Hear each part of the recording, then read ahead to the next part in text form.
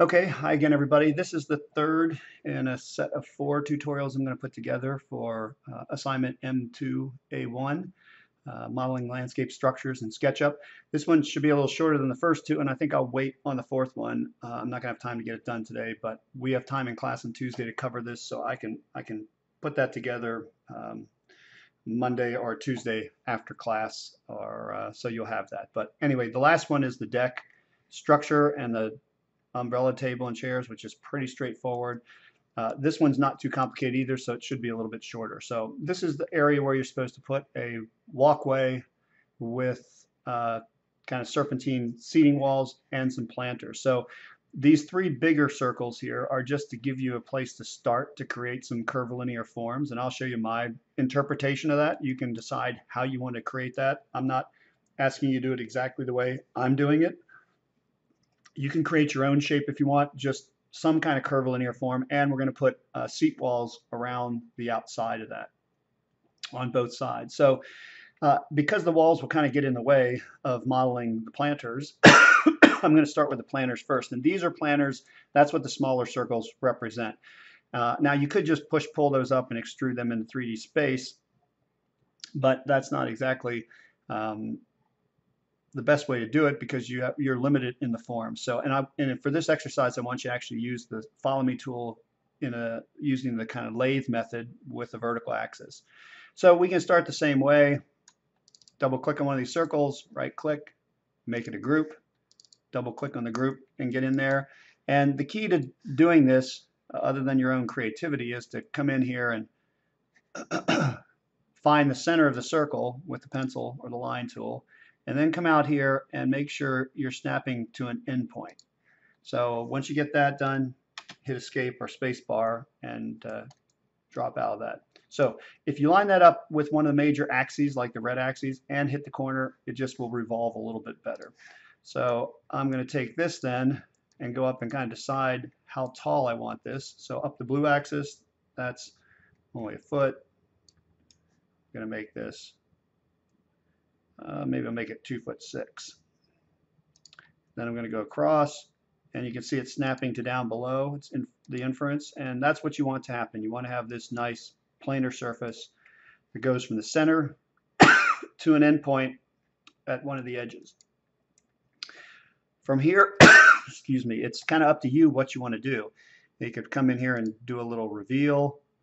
So I'm going to put a line in there, and then maybe I'll put a little curved edge. So I'm going to find the 2-point arc works pretty well.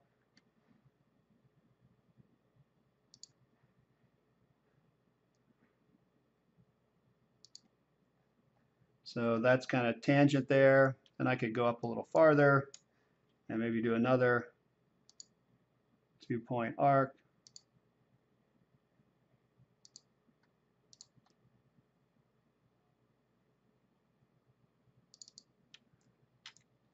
Again, the shape that you want is totally up to you. I'm just making this up as I go.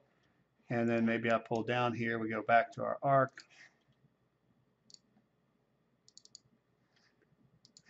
Back to pencil. And back over to there.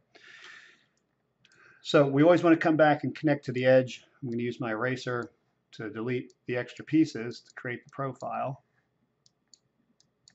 And so there's the profile of the shape that I'm going to try. I use the Follow Me tool, hold the Alt key down, click and drag down to the bottom, and it will pull that around. So you can see it's got that nice little reveal back there. Comes up, it's got the little indentation.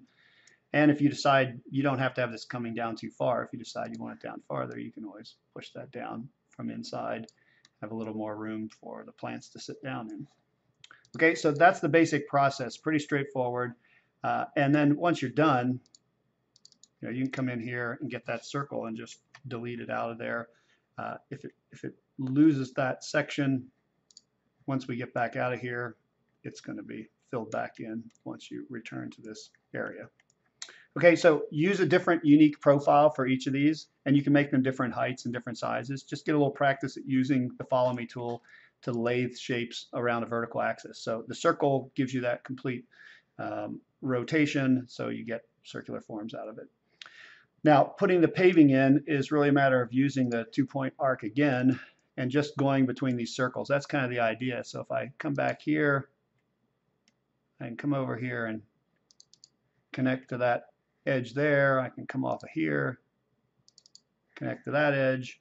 Again, usually I go for an endpoint, the green inference, and try and find another endpoint, just because.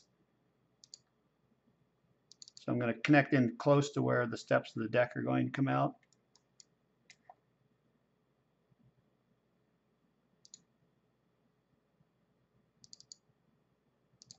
So I'm just double click when you see the tangent, double click and connect it.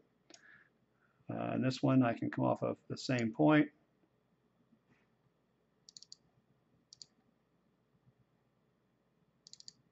All right, so now once I get that connected, I'm going to choose my eraser. I'm just going to go in here and erase these other circles.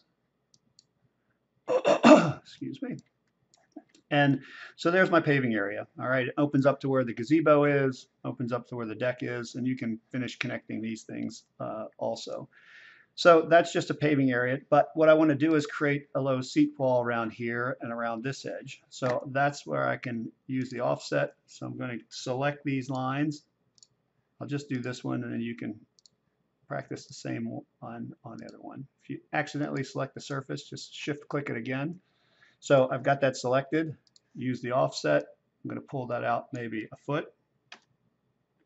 I'm just typing 1 foot in. And again, it should connect here. In fact, it's over a little bit, so you might want to click on that little edge and delete it. And over here, it came a little short because of the way the offset works. So just go in, get the line, get that extension, parallel extension, and now you can see it is part of the surface, which is what you want. So I'm going to double click on it, right click, make it a group. We always start with that. Double click again, follow me tool, pull it up to 1 foot 6, 1 foot 6, enter. And then I showed this in class, but if you want to smooth this off, just triple click on it, right click, choose soften smooth edges, and you can say soften coplanar and just adjust this as far as you need to get those lines to disappear. You don't have to adjust it too far. So that's got that nice and smooth, and there's my wall, except I want a little capstone on it that hangs over a little bit. So I'm going to open this up, select that top surface, and I'm going to use that to create the cap. So first thing I'm going to do is choose the move tool, move that up in the air a couple inches, 2 inches, and then I am going to use the offset tool and pull it out this way a couple more inches.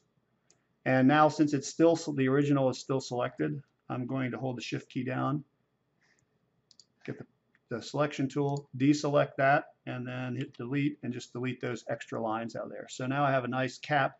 And while this is still two-dimensional, before I connect the geometry, I'm going to double click, right click, and make that a group. So now I can open that group up and just use the push-pull tool, pull that down and snap it right to the edge. And since it's in the group, I can triple click on it again, right click, soften smooth edges, same settings, close that, and now those edges are nice and smoothed off. So I've got the two pieces, the base wall, and I've got the cap on the wall that has a 2-inch overhang on either side. So that's the process. I don't need to make a group out of this surface since it's part of the ground plane, but the individual planters and the walls I want to keep in groups just to isolate the geometry. So you could do the same thing here, select this, offset it, make it a group, extrude it, and then copy the top up, move the top up off the base. If you try and expand that top while it's on the base, it creates connections to the lower geometry and makes it harder to clean up those extra lines on top. So if you follow those steps, it works pretty well. And this is a pretty quick one. It allows us to add different materials to each of these separately, which we'll talk about later. All right, I think that'll do it for that one.